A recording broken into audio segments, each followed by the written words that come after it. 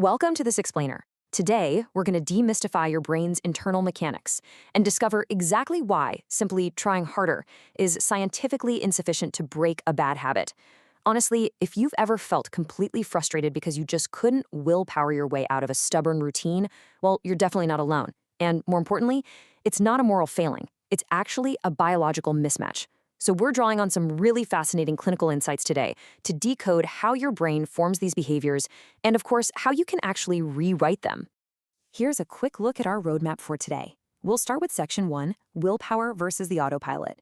Then, Section 2 takes us inside the reward circuit. Section 3 covers the trap of addiction. And finally, Section 4 is all about hacking the habit loop. All right, let's jump right into Section 1, willpower versus the autopilot. Let's start by looking at the stark contrast between our conscious intent and our unconscious wiring. You see, we face this core conflict literally every single day. On one side, you have willpower. Willpower is a process that's explicitly preceded by thought and then followed by action. It requires you to consciously select a goal and then spend energy to start those actions. It's heavy, effortful, cognitive lifting. But on the flip side, we have habit. A habit is an acquired mode of behavior that's become nearly or completely involuntary. It skips the thinking part entirely and just goes straight to the response. So when you pit slow, heavy cognitive lifting against a lightning-fast involuntary response, well, the involuntary response usually wins.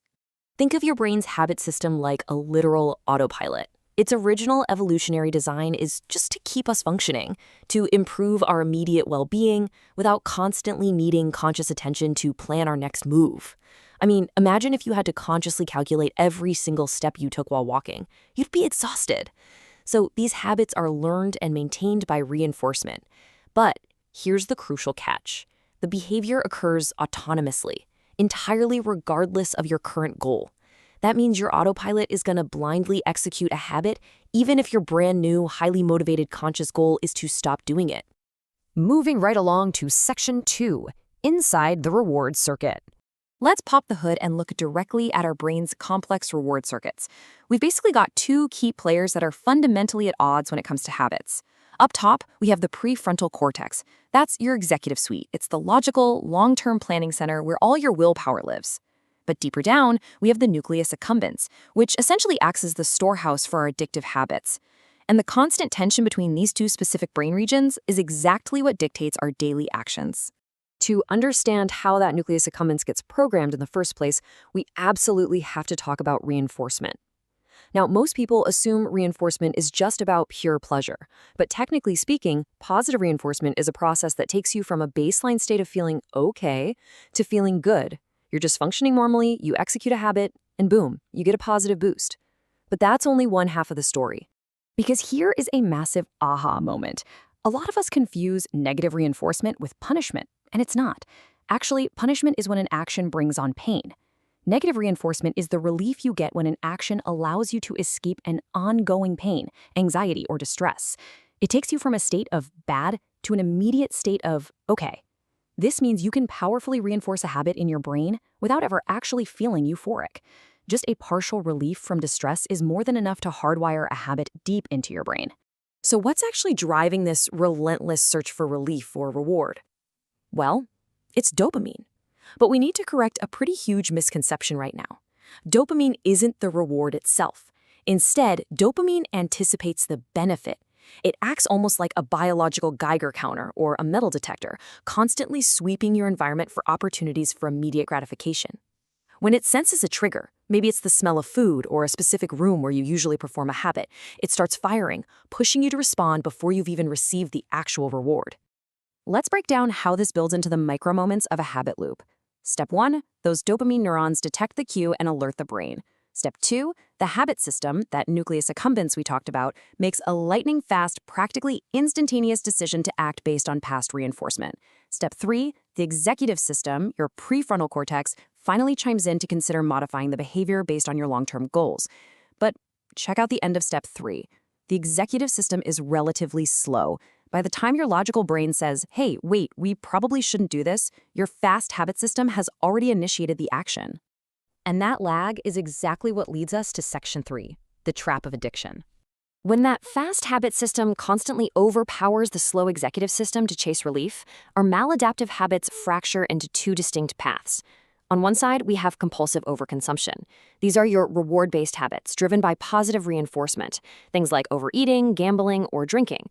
But on the flip side, we have compulsive overavoidance. These are threat-based habits driven by negative reinforcement. This looks like chronic anxiety, avoiding social situations entirely, or dwelling in depressive thought loops just to shield yourself from perceived threats. Both are habits, right? And both represent a total loss of control where we just keep repeating a behavior despite the long-term negative consequences. To really grasp the tragedy of a dependence cycle, look at this haunting exchange from Antoine de Saint-Exupéry's The Little Prince. The prince asks the tippler why he's drinking. The tippler says, "So that I may forget." Forget what? Forget that I am ashamed. Ashamed of what? Ashamed of drinking. It's wild, but this perfectly and poetically humanizes the clinical definition of a dependence cycle. The cue is negative affect, shame, which leads to a response, drinking, which then generates the exact same shame that triggered the loop in the first place. And this brings us to the ultimate trap, the downward spiral. This is the absolute hallmark of addiction. Because of that dependence cycle we just talked about, we end up compulsively chasing relief with a response that ultimately maintains or even worsens the distress. Over time, the brain's affective and stress systems become totally dysregulated. Your dopamine function actually decreases, meaning you feel less joy overall, while your stress hormones spike. You're no longer acting to feel good, you're acting just to feel normal, totally trapped in a loop of your own brain's making. All right, let's turn this around with Section 4, Hacking the Habit Loop. Now that we understand the neurobiological problem, how on earth do we hack the loop? Well, the crucial point is that we have to correct our brain's flawed math. It's a concept known as cognitive overvaluation. Surprisingly, our conscious beliefs and expectations actually physically change our dopamine neuron function. Think about the social lore around alcohol, the belief that it makes you confident and socially loose. Studies show that simply believing you're drinking alcohol will actually make you act more social and confident, even if you were just given a placebo. By expecting a huge reward, your brain overvalues the habit and artificially spikes your dopamine, making the urge to do it feel nearly irresistible. So, to lower that dopamine spike, we've got to disarm the habit. And to do that, we have to critically examine our secondary gains. These are the hidden, super subtle rewards we get from our bad habits. Like, are you really craving a cigarette, or are you just trying to escape the tedium of your desk for 10 minutes? Are you eating junk food because you're actually hungry, or is it more about social acceptance and conformity when you're out with friends? If you want to strip a bad habit of its power, you must critically examine these secondary gains and systematically remove them or replace them with healthier alternatives. Another really powerful tool for your executive system is cognitive reframing. This is a core component of cognitive behavioral therapy. By intentionally taking another perspective, you reassess your expectations and correct cognitive distortions. For instance, if you constantly catastrophize a minor inconvenience, your brain generates intense distress, right? Which then triggers a habit of compulsive overavoidance or anger. But by reframing that inconvenience as just a minor temporary bump in the road, you eliminate the emotional distress. And consequently, you completely eliminate the biological motivation to perform the bad habit in the first place.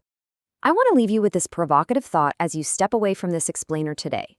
We've seen the biology. That fast habit system is almost always going to beat your slow willpower.